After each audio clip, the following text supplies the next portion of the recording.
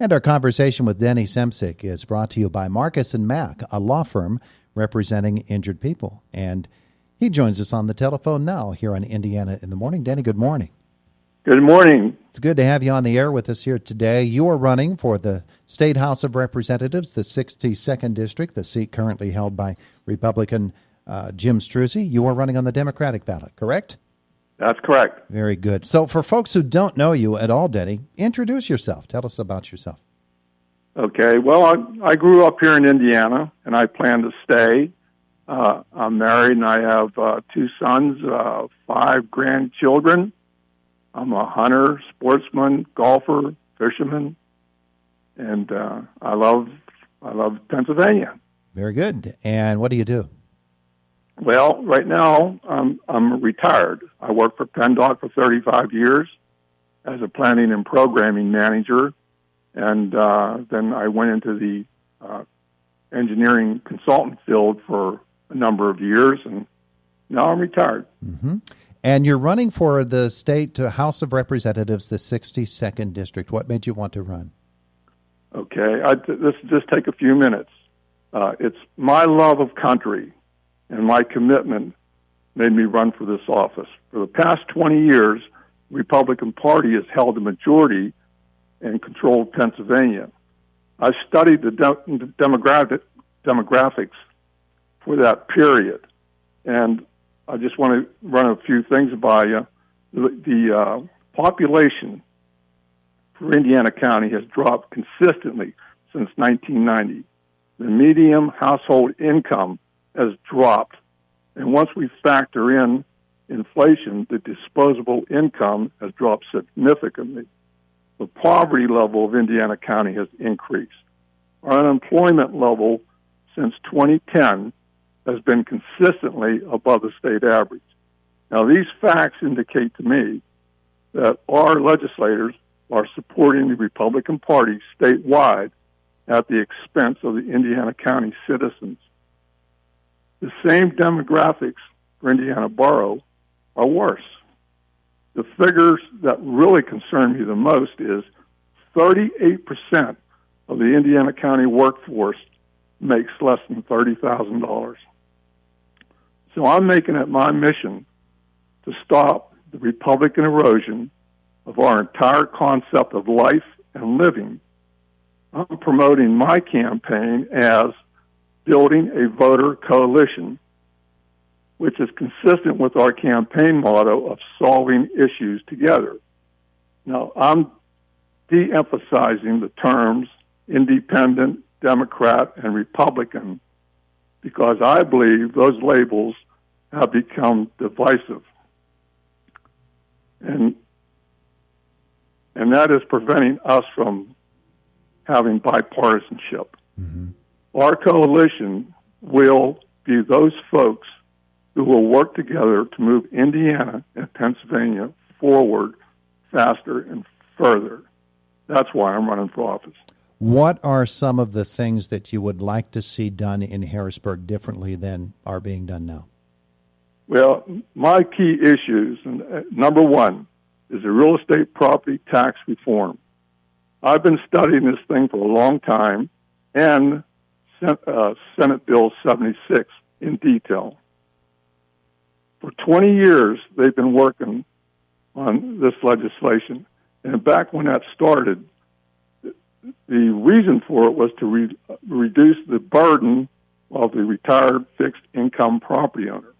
But over time, this thing's evolved into a much larger, more complicated issue of their own making. With the assistance of some people I know that's knowledgeable in this area, we were able to complete a review of the Senate Bill 76 and evaluate those impacts and come up with a summary of how that's going to impact the public if that legislation is ever passed. And it's not surprising, using the current millage rates and the tax increases proposed by Senate Bill 76, the majority of the general public will be dissatisfied with the results. Now, I'm not going to get into that in great detail at this point. During our campaign, we will, but I'm just going to toss one item out there. Mm-hmm. There are some people that own multiple properties in Pennsylvania. They don't even live in the state. And if this bill passes, they will no longer pay any property tax. What will happen is the worker in Pennsylvania who goes to work every day, through his state income tax increase, will subsidize those people. That's just awful. I just can't believe that we're going to even consider that. Denny Semsick. I'm sorry. Go ahead. No, I was just going to reintroduce you so folks know whom we're speaking with. Denny Semsick. He's running in the Democratic primary for the State House of Representatives, the 62nd District. I'm sorry to have interrupted you. Go on. That's fine. That's fine. Now, I support a compromise that includes a reduction of the existing real estate tax. We still keep part of it, but we reduce it.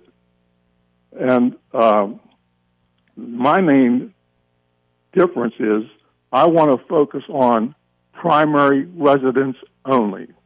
Everybody, every property owner in Pennsylvania gets to claim this reduction for their primary residence only, and then would place a high cap end on that, because there's a big difference between a $100,000 house and $1 million house. And that would be combined with a revenue replacement funding package, which is addressed in Act 76, or Senate Bill 76. Mm-hmm. But one of the things I wanted to stipulate is any future legislation, we should identify in there that any future increases needed to fund this would come through the revenue package funding.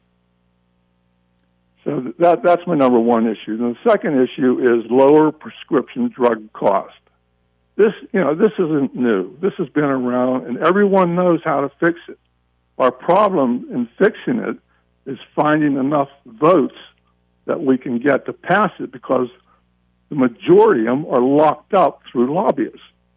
Now, we will work closely with our partners in federal government to try to force the drug companies to negotiate their prices down. And if they don't, let's pass legislation to import replacement drugs into the country.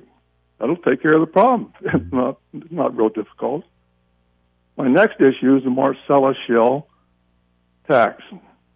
Now, this has been around for a long time, and from the very beginning, our politicians have never wanted to tax them because they feel if they tax them, they will leave the state. Now, come on.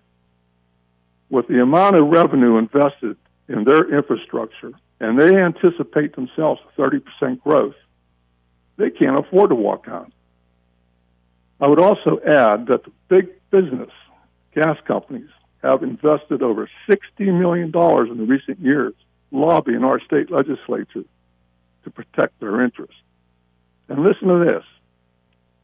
If you check the public record, you'll see that there are 203 registered lobbyists working in the gas industry in Pennsylvania. And just so happens we have 203 state house lawmakers. You can draw that connection. Denny Semsick, our guest, you are the only one on the Democratic side. Representative Struzzi, the only one on the Republican side, according to the latest information I have, running in the primary, which should set you both up for facing off against each other. Even though you don't face each other in the primary, you should be the two candidates in the general election come November. And hopefully the state is moving again by that time. As you have watched the pandemic and what it has done to businesses and the economy around Pennsylvania, just give me your reaction to what is going on in Harrisburg in terms of that, and your thoughts on reopening the economy. Thank you. I appreciate the opportunity to do that. The governor has identified the first 24 counties to reopen for business, and Indiana was not one of them. For me, that was no surprise. Those counties that were approved are all in northwestern and north central Pennsylvania. And for those of us who travel through those areas, we're familiar. They're narrow roads carrying real low traffic volumes, and it's all local traffic. The chances of them ever having a virus flare-up are mostly unlikely, and if they ever did happen, we would have no problem tracing them back to their source. But southwestern Pennsylvania, where Indiana is part of that, is a completely different animal. Viruses do not respect county lines. We have numerous population centers existing through our region with high volumes of population. Normal commerce requires the travel of a high percentage of these people across and through our counties. The mix of these commercial vehicles, commuters, and local residents greatly increase the chance of transmission of this virus. The potential of a virus flare-up is significantly higher, specifically along routes like 22, 119, and 422.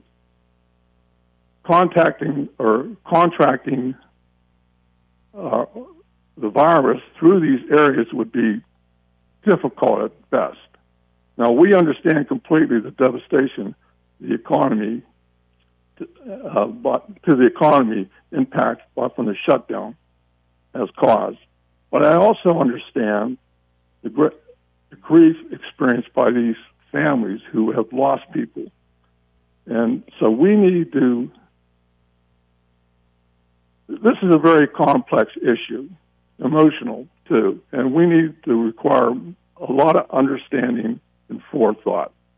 And I prefer to attack this thing slowly instead of rushing into it. Just yesterday, we've had the highest number of fatalities in the United States so far. And New York's just about out of this thing, and it's just ballooning.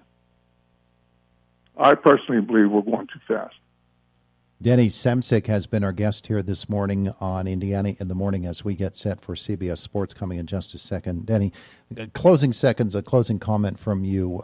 With the primary election coming up next month, I'm sure that even though you and Representative Struzzi are the only ones on your respective parties' ballots, you want people to be able to vote, and whether it's by mail or in person, we certainly want that to happen. What's the one thing you want folks to know? Well, I agree with you. I would love for everybody, anyone that's eligible to vote, get out there and vote. The ones that aren't registered, please register, get out there, and let your voice be heard, however you feel it should be. And yeah, do it through mail. Don't get out there and mix unless you have to. Try to stay as safe as you possibly can. Very good. Thanks for being with us here this morning. I'm sure we'll be hearing much from you over the course of the next several months as we head toward November. We appreciate your time today, though. Thank you very much for the opportunity. All right. We'll see you. Have a great day. You too. Bye-bye. Bye-bye.